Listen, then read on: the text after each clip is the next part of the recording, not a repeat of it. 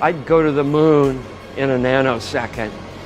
The problem is we don't have the technology to do that anymore. We used to, but we destroyed that technology, and it's a painful process to build it back again. As we get further away from Earth, we'll pass through the Van Allen belts, an area of dangerous radiation. Sensors aboard will record radiation levels for scientists to study.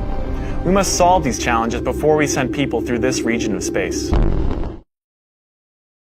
The problem is we don't have the technology to do that anymore. We used to, but we destroyed that technology.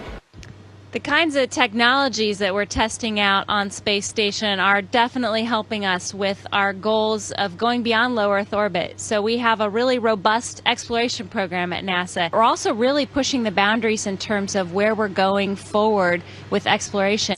And this is really the beginning, I think, of human beings leaving low Earth orbit. I certainly plan on being around to see that.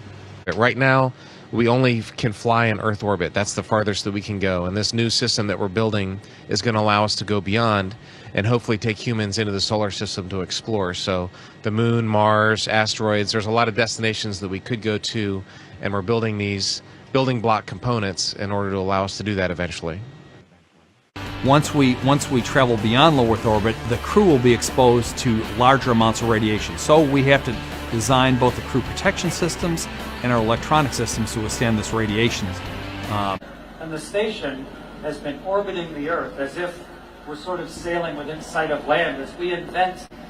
It's the main crucible test bed where we've been trying to grind out all the lessons that will eventually let us go to the moon. That will eventually let us go to the moon. Eventually let us go to the moon. Astronauts to the moon. Astronauts to the moon.